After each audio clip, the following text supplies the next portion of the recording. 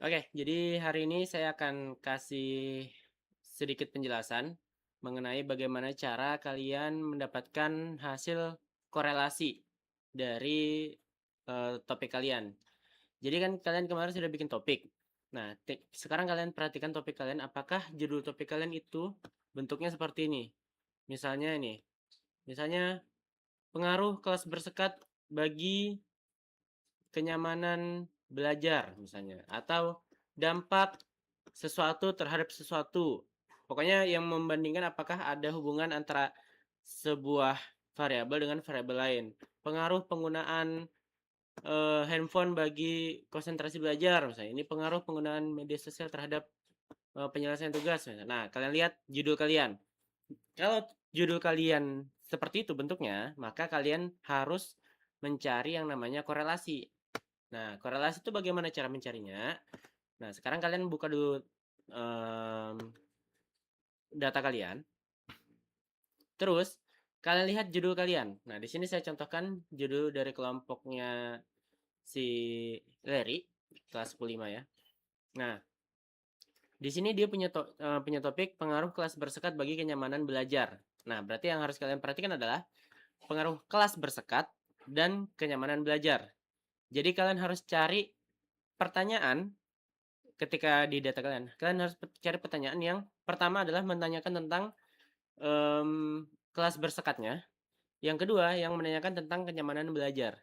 Nah, contoh di sini, pertanyaan yang menanyakan tentang kelas bersekat itu ada beberapa. Contohnya nih, menurut kamu seberapa nyaman belajar kelas bersekat?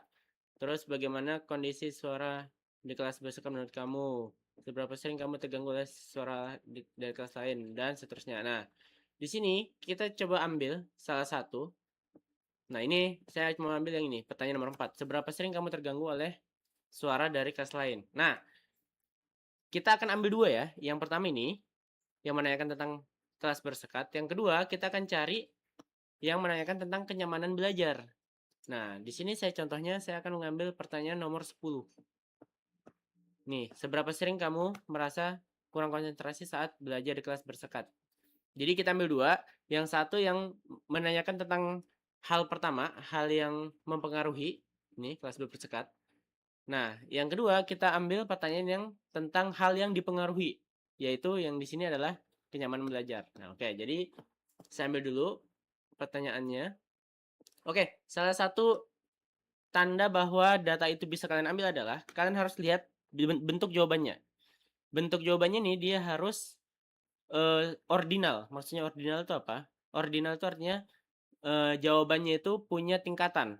Nah, misalnya kalian di sini, kalian lihat di sini ada kadang-kadang, sering, terus sangat sering, terus tidak pernah gitu-gitu ya. Nah, itu kan ada tingkatannya. Jangan ambil pertanyaan yang tentang menanyakan media sosial apa yang sering kamu pakai. Nah, dia misalnya Instagram, terus YouTube, segala macam. Nah, itu kan nggak ada tingkatannya kan? Nggak ada yang lebih bagus dari yang lain kan? Nah, kalau ini yang harus kalian ambil adalah yang dia punya tingkatan. Ya, gampangnya yang kayak gini lah, sangat sering, kadang-kadang, atau sangat bagus, tidak bagus, gitu-gitulah. Oke, kita ambil dulu ini. Saya akan contohkan, kita ambil, taruh sini. Oke, sudah satu kan? Oke, kita ambil satu lagi. Yang tadi nomor 10. Nanti kalian sesuaikan aja sama data kalian. Oke. Nah, cara lain, bagaimana caranya supaya kalian bisa dapat pertanyaan yang paling relevan dengan apa yang kalian butuhkan adalah kalian bisa manfaatkan AI. Jadi kalian tulis aja di AI. Saya sedang meneliti topik berjudul ini, bla bla bla bla, sesuai topik kalian. Saya mengumpulkan data menggunakan wawancara dengan pertanyaan-pertanyaan berikut ini. Nah, kalian tuliskanlah pertanyaan kalian itu kan. Nah, terus kalian tulis di bawahnya pertanyaannya. Berikan saya dua data atau dua pertanyaan yang bisa saya cari korelasinya.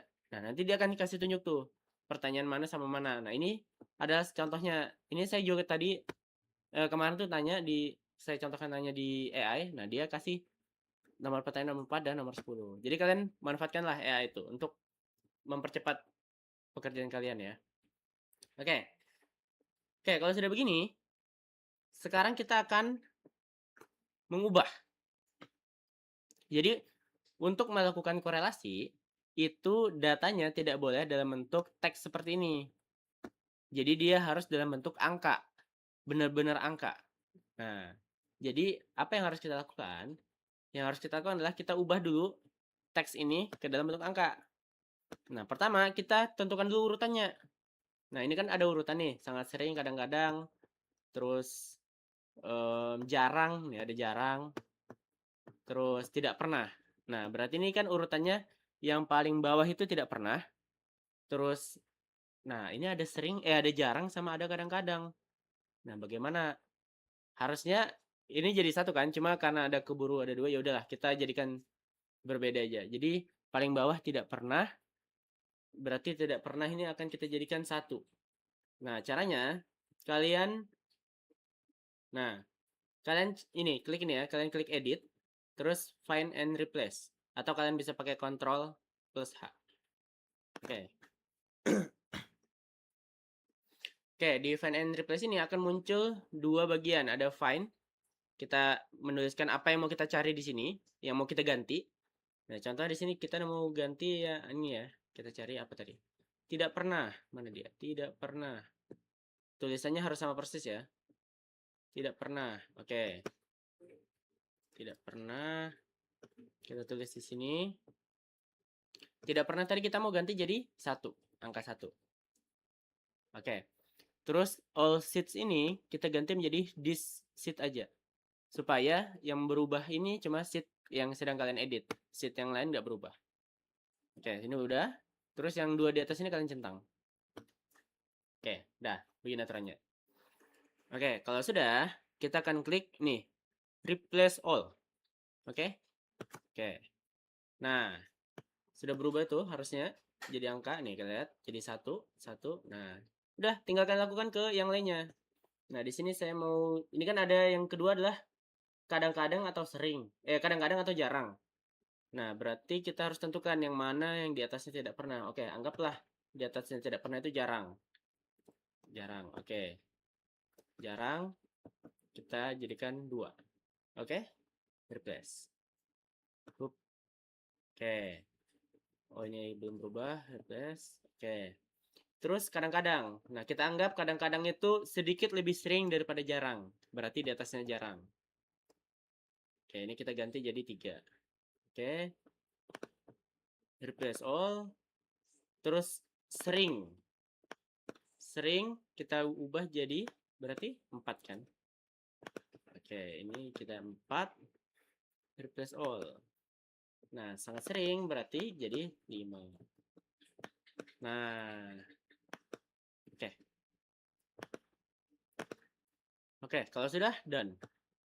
Nah, karena kebetulan ini dua pertanyaan ini bentuk jawabannya sama, jadi dia otomatis berubah dua-duanya. Nah, nanti kalau bentuk jawabannya ini berbeda, misalnya yang satu sangat sering tidak pernah bla bla bla, yang satunya bagus, sangat bagus bla bla bla. Nah, itu berarti kalian harus ganti dua-duanya. Nah, ini saya sekali ganti langsung terubah dua-duanya kan. Jadi lebih cepat kalau saya. Nah, oke. Oke, kalau sudah sampai sini, sudah nih, kalian lihat datanya sudah berubah jadi angka semua kan? Nah, sekarang kita akan membuat sebuah rumus untuk mencari namanya korelasi. Oke, caranya kita klik sama dengan, terus kita tulis corel, C-O-R-R-E-L. Oke, terus kita buka kurung. Nah, dia akan meminta kita memasukkan data Y. Nah, ini kan ada data Y, ada data X. Nah, udah. Anggap aja nih, tabel yang pertama data Y, tabel yang kedua data X. Nah, udah. Kita data Y-nya, kita blok lah ini. Datanya nih. Sampai bawah, paling bawah. Oke. Oke. Sudah? Kalau sudah, kita klik koma. Oke. Setelah koma, kita masukkan data Y-nya. Nah, ini kan data Y. Nah, udah. Lakukan hal yang sama. Kita blok. Sampai bawah. Oke. Sudah? Lalu tutup kurung. Nah, ini sekarang bisa kalian enter. Nah, sekarang muncullah 0,56%. Nah, kalau kalian kesulitan tadi yang bagian ngeblok itu, kalian bisa pakai cara ini juga.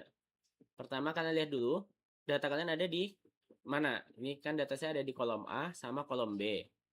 Terus dimulainya kolom A dimulainya dari baris kedua sampai baris ke 68. Oke. Nah, berarti bisa kalian bikin gini. Sama dengan Corel buka kurung A2 karena tadi dimulai dari baris kedua kan, A2 titik 2 A berapa tadi? Saya lupa lagi. A68 koma berarti tadi data keduanya B2 sampai B68 tutup kurung. Udah, enter. Nah, hasilnya sama kan? Nah, gitu. Itu kalau kalian tadi bingung kalau harus ngeblok kayak gitu. Nah, kalian bisa lihat di sini hasilnya. Ini adalah 0,56 bla bla bla bla. Ini artinya korelasinya adalah sebesar 56%. Nah, bisa kalian cari tahu nanti korelasi 56% itu maksudnya apa? Kalau saya kasih gambaran, 56% itu berarti dia ada korelasi tapi hanya sedang atau menengah.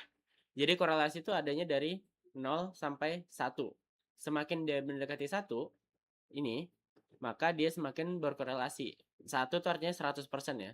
Berarti kalau dia hasilnya 0,90, berarti dia 90%. Artinya dia berkorelasi cukup kuat atau sangat kuat malah. Nah, tapi kalau dia 0,12 berarti cuma 12% kan? Nah, berarti dia korelasinya lemah.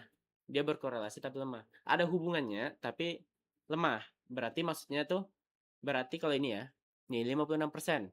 Berarti eh siswa yang merasa terganggu suara dari kelas lain itu memang cukup merasa kurang konsentrasi belajar di kelas tersebut. Tapi tidak sepenuhnya terganggu karena ini cuma 56% nih. Cuma setengahnya lah ibaratnya. Jadi bisa dibilang ini ada korelasinya cuma tidak begitu kuat.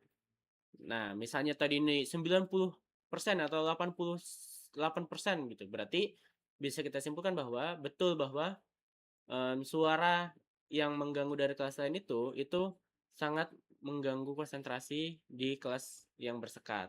Ya, begitulah kurang lebih. Nah, bagaimana cara visualisasinya? Cara visualisasinya adalah kalian blok dulu dua data ini. Kalian blok dua data ini. Oke. Terus pergi ke insert. Pilih chart. Oke. Terus di sini kalian ganti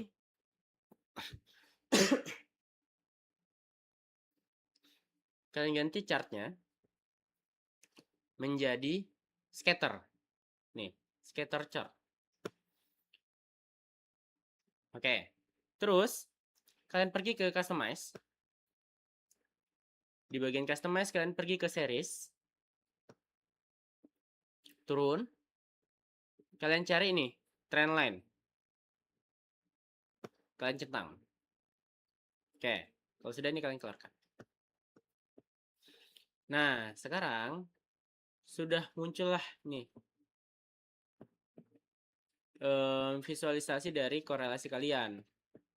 Nah, cara membacanya adalah nih, kalau kalian lihat, ini kan ada titik-titik nih, titik-titik biru. Nah, terus kalian lihat nih garis yang melintang ini. Nah, cara membacanya, kalian lihat aja apakah titik-titik biru ini posisinya itu mendekati si garis yang melintang ini, yang diagonal ini. Semakin dia mendekati garis yang diagonal ini, artinya dia semakin berkorelasi. Nah, tapi semakin dia ini letaknya berjauh-jauhan, maka semakin tidak berkorelasi. Gitu. Nah, ini kan karena dia 56%, berarti setengah-setengah kan? Nah, makanya dia ini kayak berdekatan tapi agak nggak berdekatan juga. Nah, saya kasih contoh. Nah, ini yang kalau misalnya korelasinya cuma 33%. Nih, lebih berjauh-jauhan kan dari yang tadi? Terus saya kasih contoh lagi yang lebih lebih kecil lagi korelasinya. Lebih besar lagi maksudnya. Bentar, kita cari yang mana ya? Lebih besar lagi korelasinya. Oh, ini 0,18 nih kalian lihat. Tuh, lebih lebih menyebar kan? Bahkan ini garisnya nggak begitu mendiagonal, lebih melintang. Sebentar, kita cari. Kemarin ada saya bikinkan data. Nah, nih kalau kalian lihat, ini data yang saya buat. Hasil korelasinya 0,97. Artinya 97%. Nah, ini kalian lihat garisnya. Dan kalian lihat titik-titiknya. Sangat berdekat-dekatan kan? Nah, ini artinya korelasinya sangat tinggi. Karena ini 97%.